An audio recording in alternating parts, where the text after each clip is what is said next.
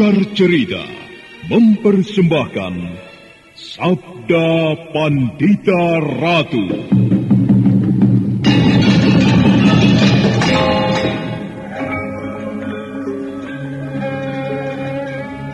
Jawablah, Ken Umang. Benarkah kau berada di belakang peristiwa ini? Tidak, Tuanku. Hamba tidak berada di belakang peristiwa yang baru saja terjadi. Kau tidak berbohong, Ken Umang? Baginda Tuanku tidak percaya kepada hamba. Jawab pertanyaanku. Kau tidak berada di belakang peristiwa ini? Tidak. Umang, aku minta jawab dengan kejujuranmu. Janganlah kau menimpakan sebuah kesulitan kepadaku. Jika sampai terjadi sesuatu pada Pangeran Pati, maka semua orang di Singasari akan menuduhku. Akulah sebenarnya yang melenyapkan Anusapati. Ayo, jawablah, Ken Umang. Baginda, hamba tidak mau Baginda bersikap kasar seperti itu kepada hamba. Hamba sudah menjawab bahwa hamba tidak berada di belakang peristiwa itu. Hamba mengatakan sebenarnya, hamba memang berkepentingan dengan lenyapnya Anusapati itu, karena ia akan menjadi duri di dalam daging hamba.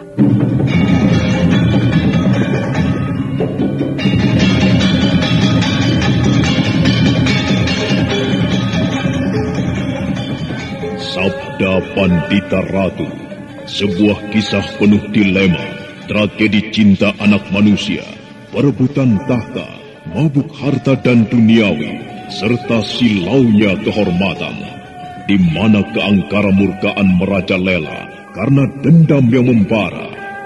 Kisah ini berlatar belakang berdirinya Singasari. Ken Arok, dialah pemuda yang merekuk pahit getirnya kehidupan. Namun sebenarnya, dialah yang harus melaksanakan sabda-sabdanya. Perjalanan sengsaranya adalah awal untuk meraih keberhasilan, untuk menuju kejayaannya di saat Singasari berdiri.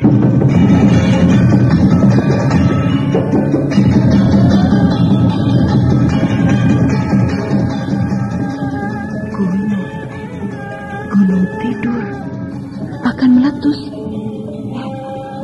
Apakah ayahmu selama ini sedang mengamati gunung? Gunung apa? Seperti kurang pekerjaan saja mengamati gunung. Jika yang diamati adalah gunung yang akan meletus, siapapun mempunyai kepedulian besar terhadap peristiwa itu, Adi Tawang Alun. Karena membahayakan jiwa orang banyak. Rasanya tidak. Dan aku kira bukan itu yang dimaksud oleh ayah. Tentu bukan gunung yang sebenarnya.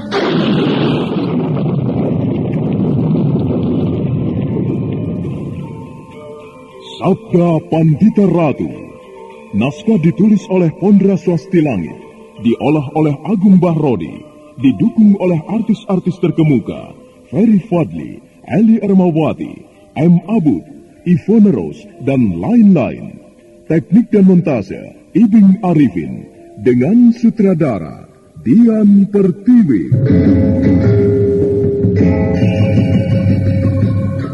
Sabda Pandita Ratu. Kali ini dalam episode ke-22 dengan judul Bajang Condo Birowo.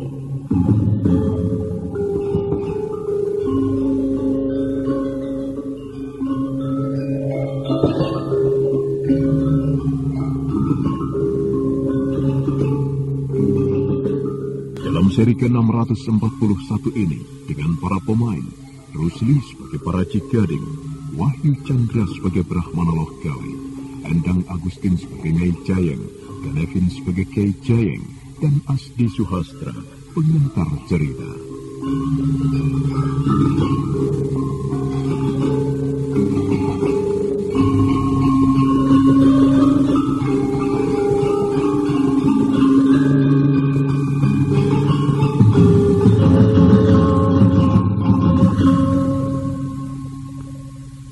Tergopoh-gopoh, Kiai dan Nyai Jayeng yang bertempat tinggal terpencil di sisi barat padang karautan itu menyongsong kehadiran Brahmana Lohgawe.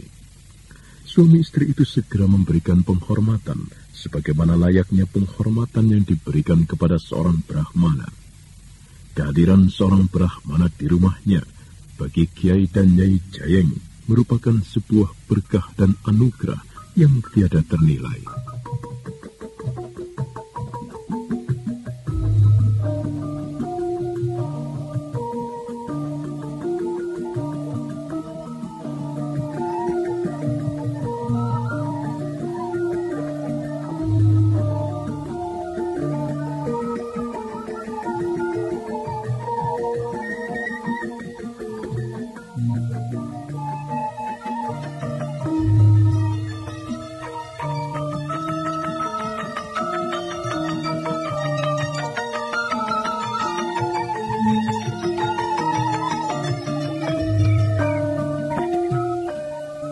Demikianlah kisah anak Jayeng dan Nyai. Semalam aku merasa jantungku hampir saja terlepas dari dada ketika mendengar suara seekor singa mengaum. Serasa akan rontok semua isi dadaku karenanya. Suaranya benar-benar mengerikan.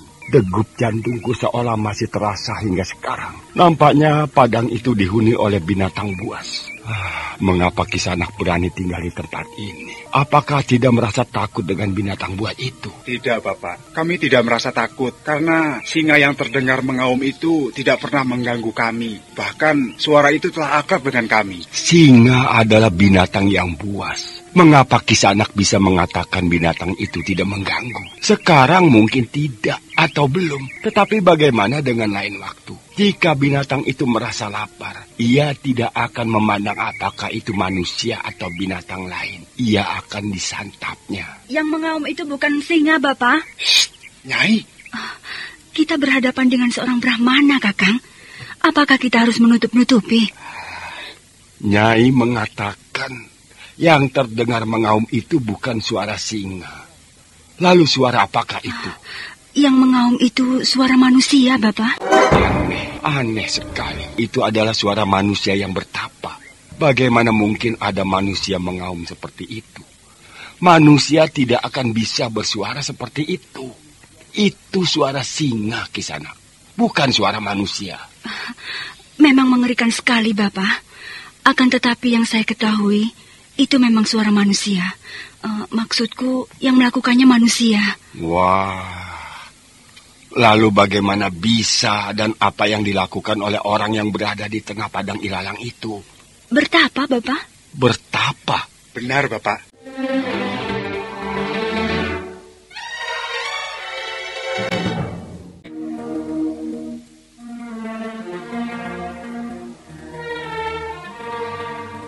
Brahmana loh gawe nampak manggut-manggut mengangguk-anggukan kepala. Kiai Jayeng yang melihat istrinya berbicara apa adanya, akhirnya menceritakan apa yang diketahuinya dengan tuntas. Namun yang diketahui Kiai Jayeng itu ternyata hanya terbatas. Kiai Jayeng dan istrinya belum tahu kalau yang mengaum itu sebenarnya adalah Ken Arok. Dan lebih dari itu, ia adalah seorang raja. Begitukah ceritanya? Jadi yang mengaum, yang aku ketahui, orang yang bertapa tentu mempunyai keinginan. Ia mempunyai maksud atau kehendak yang akan diwujudkannya dengan Mesuraga dan Mesubrata itu. Adakah Kisanak berdua mengetahui apa yang diinginkan oleh orang yang bertapa itu? Kami tidak tahu, Bapak. Orang yang setiap pagi dan sore kemari itu tidak menceritakan sesuatu? Kiai Paraji tidak mengatakan apapun, Bapak. Namanya Paraji? Kiai Paraji Gading. Kiai Paraji Gading itu tidak menceritakan apakah keinginan orang yang melakukan tapa berata itu? Ya, mungkin ia menginginkan dirinya menjadi sakti mandraguna, atau menginginkan menggapai kahyangan Jonggring Salaka, atau ingin menjadi raja. Bagaimana Kisanak? Wah, sayang sekali kami tidak menanyakan hal itu, Bapak Brahmana. Adakah orang yang kau sebut Paraji Gading itu sudah datang kemari untuk mengambil makanannya? Belum, Bapak. Sebentar lagi ia akan datang. Apakah Kisanak berdua merasa keberatan jika aku berkeinginan bertemu dengan orang yang bernama Paraji Gading itu? Untuk apa, Bapak? Aku hanya merasa penasaran. Aku bermaksud ingin mengetahui apakah sebenarnya yang diinginkan oleh orang yang melakukan tapa berata di tempat itu, sehingga harus mengaum menjadi singa. Jika ia ingin menjadi singa atau makhluk kejadian sejenis itu akan membahayakan umat manusia. Nah, hal itu harus dicegah. Apakah ada kemungkinan yang seperti itu, Bapak? Ya, justru karena itu kita tanyakan hal itu kepada orang yang bernama Paraji Gading yang bertugas menjaganya itu.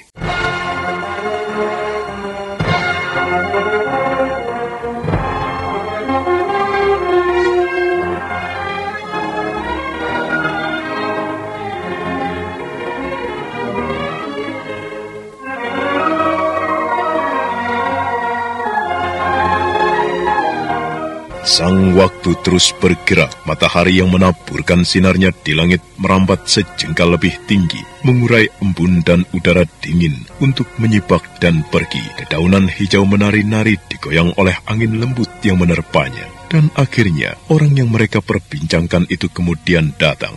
Brahmana Loh Gawe dengan ramah memperkenalkan diri.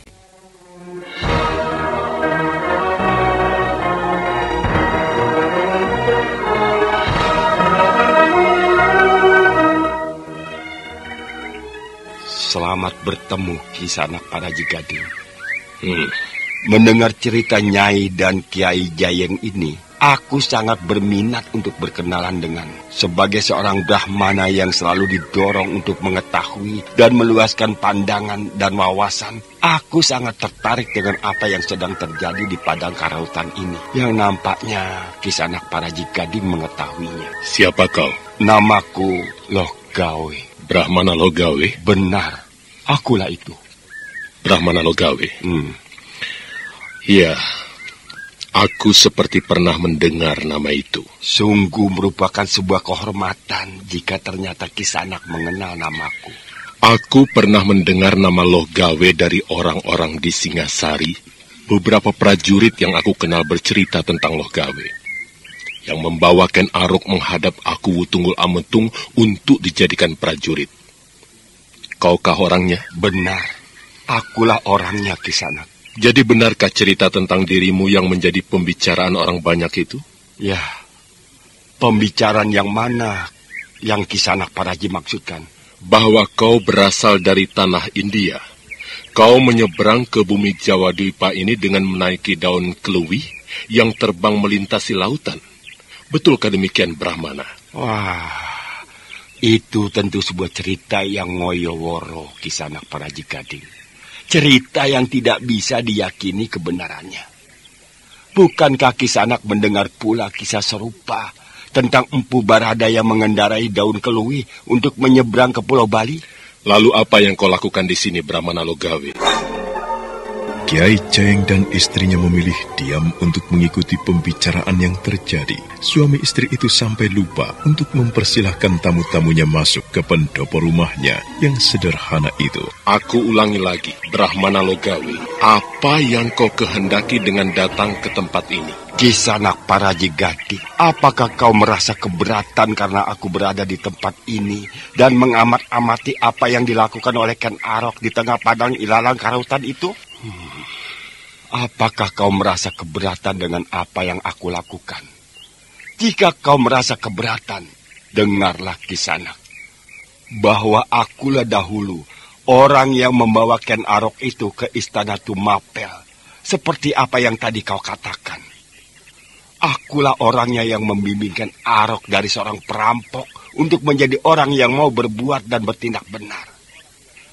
Tentu saja aku mempunyai kepentingan untuk mengetahui apa yang dilakukan oleh Ken Arok itu. Nah, jika kau merasa keberatan, Kisanak, beranikah kau mempertanggungjawabkan di hadapan Ken Arok itu?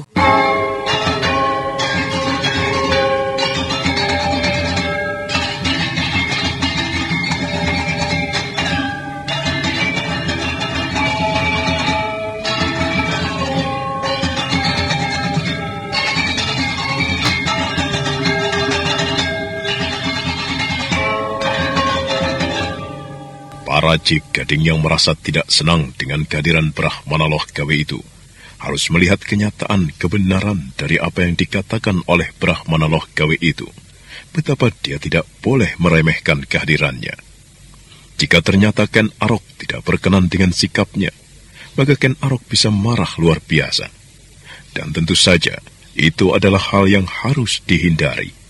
Itulah sebabnya sikap para Cigading nampak sedikit lebih ramah. Baiklah Brahmana Logawe, apa yang ingin kau ketahui? Bertanyalah. Kalau aku mengetahui apa jawabnya, aku akan menjawabnya. Apakah yang sedang dilakukan Tuanku Ken Arok itu? Tuanku sedang bertapa. Bertapa tentu menyimpan maksud. Lalu apakah yang diinginkan Sri Baginda dengan tapa berata yang dilakukan itu? Hanya Sri Baginda sendiri yang mengetahuinya. Benarkah jawaban itu Kisanak Paraji Gading? Ya. Aku melihat nampaknya kau menyembunyikan sesuatu, Kisanak. Baiklah, aku akan coba menebak. Apakah kira-kira yang sedang diinginkan oleh Sri Baginda itu? Dengan melakukan tapa berata itu, Baginda sedang berusaha mengubah sebuah kutukan. Atau bisa disebut Baginda sedang berusaha mengubah takdir. Benar demikian, bukan? Kau benar-benar seorang Brahmana yang waskita. Seorang Brahmana yang weruh sadurunge winara. Yang bisa mengetahui segala sesuatu yang orang kebanyakan tidak bisa mengetahuinya. Jika demikian halnya, kau tidak perlu bertanya hal itu kepadaku, Brahmana. Berbicaralah jujur kepada mata hatimu sendiri. Bukankah pertanyaan yang kau lontarkan itu tak lebih dari sekedar sebuah basa-basi? Karena sebenarnya kau sendiri telah mengetahui jawabnya. Benar demikian, bukan? Perkiraanmu yang seperti itu jelas salah, Kisanak. Aku ini manusia biasa. Aku bukan pengejawan tahan atau titisan dari dewa. Hanya para dewa yang serba mengetahui segala sesuatu, yang bahkan belum terjadi. Apa yang kau katakan sama sekali berbeda dengan apa yang tadi juga kau ucapkan. Bukankah kau menyebut apa yang dilakukan oleh Sri Baginda itu adalah dalam usaha untuk menghindari sebuah takdir atau mengubahnya? Kau telah mengetahui hal itu. Aku sekedar menduga, Kisanak. Bukankah tidak salah jika aku hanya mengutarakan sebuah dugaan? Dugaan itu bisa benar, bisa juga salah. Ternyata dugaanku itu benar. Itu bukan berarti aku weruh sadurunge winara. Lalu apakah sebenarnya yang kau kehendaki, Brahmana Logawe? Aku minta kau bersedia menceritakan tentang apa yang telah dilakukan oleh Sri Baginda itu.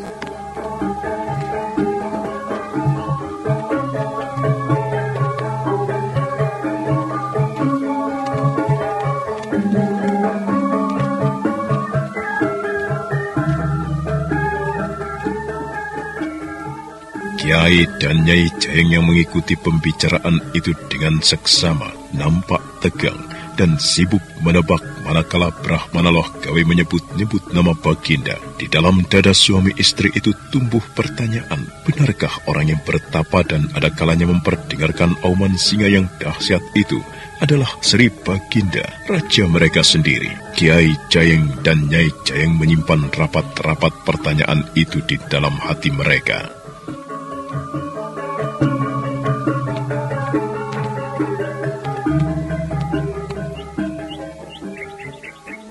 Bagaimana, Kisanak Paraji Gading? Keberatankah kau dengan pertanyaan yang kuajukan itu? Mengapa hal itu tidak Brahmana tanyakan sendiri kepada Sri Baginda? Kau tahu jawabnya, bahwa hal itu tidak mungkin aku lakukan. Sayang sekali, Brahmana Logawe, bahwa aku telah mendapat tugas dari Sri Baginda untuk menjaganya. Dan aku minta, kau tidak perlu berkeinginan mengetahui apa yang dilakukannya. Bagaimana dengan ransumku pagi ini, Nyai? Apakah telah disediakan? Tentu, Kiai.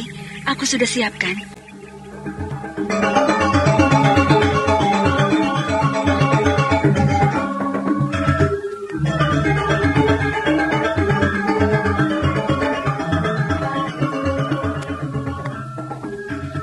Tanpa memperdulikan kehadiran Brahmana Logawe, para Cigading yang wajahnya dihiasi cacat itu melangkah masuk ke dalam rumah. Nyai Jayeng bergegas menuju ke dapur melalui pintu samping, dan tidak berapa lama kemudian telah muncul di ruang tengah, membawa ransum yang dibungkus dengan daun pisang.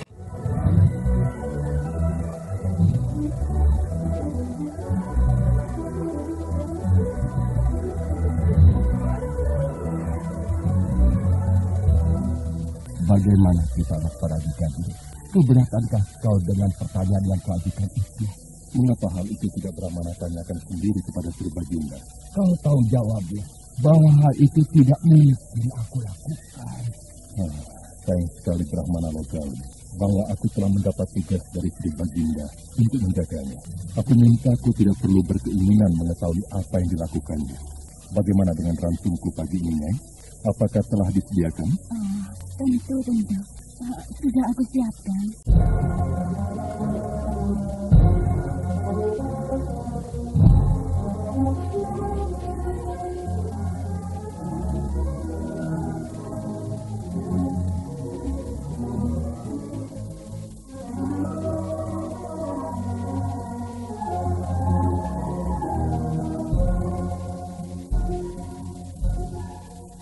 Tanpa memperdulikan kehadiran Brahmana Logawi, para Cigading yang wajahnya dihiasi cacat itu melangkah masuk ke dalam rumah. Yang bergegas menuju ke dapur melalui pintu samping, dan tidak berapa lama kemudian telah muncul di ruang tengah, membawa ransum yang dibungkus dengan daun pisang. Tanpa berkata apa-apa, ransum itu diterima oleh para Cigading, dan para Cigading kemudian melangkah keluar menuju halaman. Namun para Cigading terkejut, dia tidak melihat Brahmana Logawi di halaman lagi.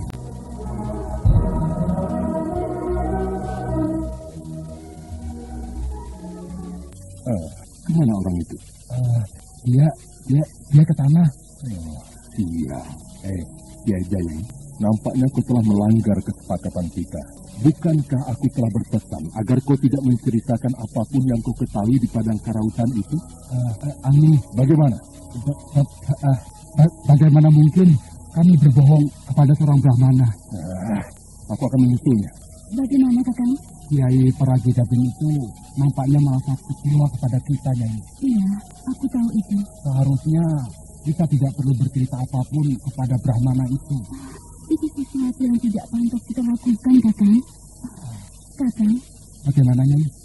Dari pembicaraan tadi, bukankah berarti orang yang bertapa itu adalah Sri Baginda? Sri Baginda Kertajaya. Betulkah itu, Kakang? Salah. Sri Baginda Kenarok. Bukankah Bapak Brahmana Logawi tadi menyebut-nyebut nama Kenarok? Akan tetapi, bukankah raja kita adalah Raja Kertajaya, Kakang? Kamu yang tidak tahu perkembangan, Nyai. Gusti Kertajaya sekarang sudah lengser ke Prabon. Kedudukannya direbut dengan paksa oleh Kenarok. Dan Kenarok itu sekarang bertapa. Aneh, mengapa bertapa saja harus memilih di padang karautan seperti itu? Kita ini orang kecil, Nyai. Kita tidak tahu apa-apa. Ingat, kesalahan yang tadi kita lakukan tidak usah diceritakan kepada orang lain. Simpan rapat-rapat. Jika kita ceritakan pada orang lain, barangkali orang yang bertapa itu tidak senang. Dan kita bisa dikutuk menjadi seperti yang dikehendakinya. Ibaratnya, kalau kita dikutuk menjadi sebutir kacang hijau, ya jadilah kita kacang hijau.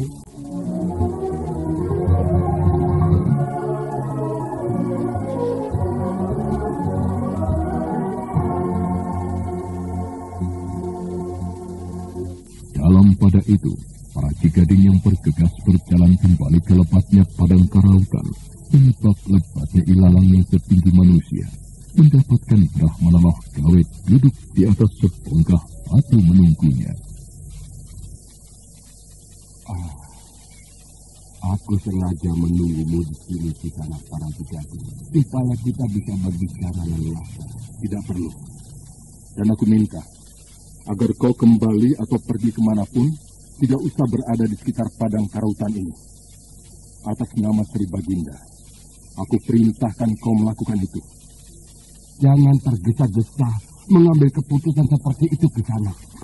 Duduklah, dan mari kita berbicara sebagai layaknya sahabat. Bukankah banyak yang bisa kita bicarakan di sini?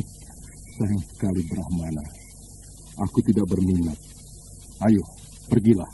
tinggalkan tempat ini. Jangan kau paksa aku memenuhi perintahmu itu, Kisana. Aku tentu akan pergi kalau aku sudah mendapatkan jawaban yang aku inginkan. Perilakumu itu seperti perilaku perampok. Sama sekali tidak sesuai dengan wujud lahiriahmu yang Brahmana.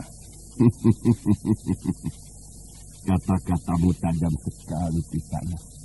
Tetapi baiklah, kalau kau memang keberatan, tidak apa-apa.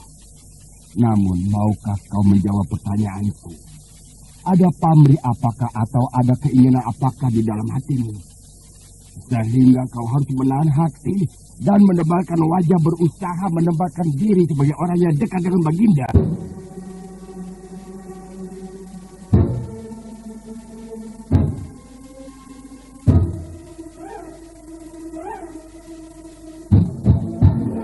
Paracik Gading terkejut oleh pertanyaan itu, dan tanpa disadarinya, ada sesuatu yang menjalar merampati kulitnya, membangunkan segenap bulu-bulu halus di kuduknya. Brahmana Loh Gawe yang nampaknya telah siap dengan sebuah permainan, menatap Paracik Gading dengan tenang. Apa maksudmu dengan pertanyaan itu, Brahmana Loh Gawe? Apakah ada yang belum jelas di sana, Paracik Gading? Ulangi sekali lagi. Apa maksudmu dengan pertanyaan itu? Pertanyaanku sudah jelas maksudnya. Aneh sekali. Sungguh terasa aneh. Kau seorang Brahmana. Brahmana adalah orang yang telah mengendap hatinya. Telah mampu menyisihkan diri dari segala keinginan, nafsu dan sebagainya. Tetapi pertanyaanmu tadi sungguh menyiratkan betapa di dalam jantungmu, jantung seorang Brahmana bersembunyi sifat iri. Kau merasa pernah dekat dengan Ken Arok dan sekarang kau tersisih. Lalu kau tidak senang melihat ada orang lain yang dekat dengan beliau. Kau akan mengelak dari kenyataan yang aku katakan ini, Brahmana? Bagaimana? Bagaimana? Aku hanya manusia biasa. Barangkali aku masih terhinggap oleh sifat semacam itu. Jika itu benar, mengapa aku harus mengelak? Tetapi Kisanak Paracik Gading, bukan itu alasanku yang sebenarnya. Jika aku tanyakan itu, adalah karena ada sebuah kepentingan yang lebih besar. Bukan sekedar atas nama iri. Sama sekali bukan. Baik. Kalau begitu sebutlah. Sebut. Ayo. Aku cukup mengenal kau, Kisanak Paracik Gading. Seperti aku mengenal diriku sendiri. Kau adalah salah seorang dari sekian banyak orang yang menguasai Aji Panglimunan. Sebuah ilmu yang menggetarkan yang dimiliki orang-orang dari perguruan pesanggerahan di ujung timur Pulau Jawa. Yang lebih dikenal sebagai bumi Belambangan itu. Bukankah benar begitu? Iya. Benar. Dan siapapun dapat menyebut hal itu. Tetapi, apa yang kau lakukan terhadap perguruan itu sendiri? Pada suatu ketika kau pernah menohok perguruan itu dari belakang. Kau kacaukan dengan perbuatan-perbuatan jahatmu. Bahkan, bukankah kau pernah menjadi perampok? Di padang karautan, Ken Arok nyaris membunuhmu dengan lecutan cambukmu. Ajian Panglimunan yang kau terapkan tidak berhasil melindungimu dari ketajaman mata hati Ken Arok. Pemuda yang bernama Kameswara itu yang memintakan maaf kepadamu. Dan bukankah di Kambang Ayun kau telah terlempar ke dalam jurang sehingga wajahmu berantakan seperti itu? Ternyata kau mengetahui cukup banyak. Itulah. Aku melihat kau bukan jenis orang yang baik. Salahkah jika aku mencemaskan apa yang terjadi dengan Singasari jika kau berada di dekat Sri Baginda?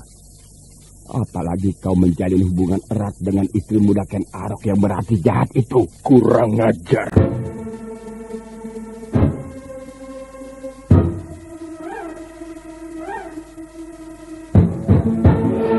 Wajah Paracik Gading nampak memerah bagaikan udang yang direbus. Serentak dia berdiri dengan wajah yang sangar memandang Brahmana Loh Gawe. Brahmana yang rambutnya sudah memutih dan panjang serta digelung keling itu hanya tersenyum.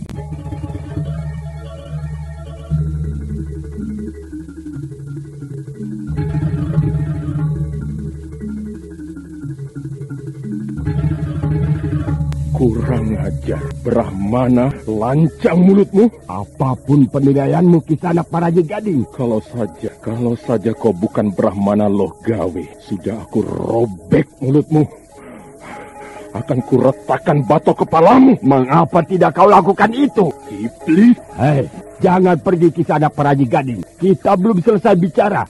Kisanak Paraji Gading, Singasari yang baru saja berdiri ini membutuhkan ketenangan. Janganlah kau mengurukannya. Tindak perbuatan jahat tidak akan pernah menang menghadapi kebenaran. Camkan itu.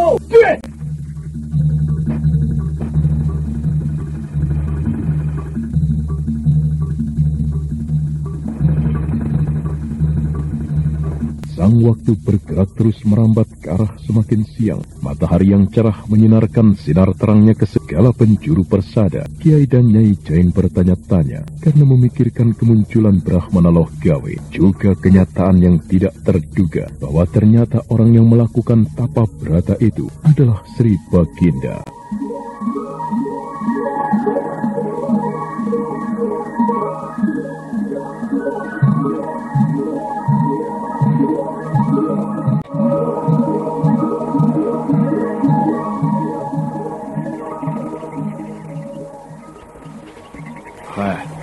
Kau membawa cangkul. Nampaknya kau akan menyangi galengan atau kebunmu. Tapi kau tidak melakukan apa-apa, malah melamun. Kamu melamunkan apa? Aku lewat di depanmu. Kau tidak melihat aku. Kau tadi berkata apa? Wah, jelas. Berarti kau melamunkan sesuatu. Rupanya kau mulai berpikir untuk mempunyai istri lagi ya? Kau ini... Lalu, kau memikirkan apa? Ada yang aku pikirkan. Ceritakan kepadaku. Tidak, aku tidak mungkin bercerita. Aku ini sahabatmu. Biasanya, apapun kau ceritakan kepadaku. Aku pun juga, jika ada sesuatu di dalam pikiranku, aku bercerita kepadamu. Tapi sekarang kok tampak aneh. Ada apa? Tidak mungkin aku bercerita. Ayo, berceritalah. Aku tidak akan memanjangkannya kepada siapapun. Jangan. Kau ini. Maafkan aku. Untuk yang satu ini, aku tidak bisa bercerita.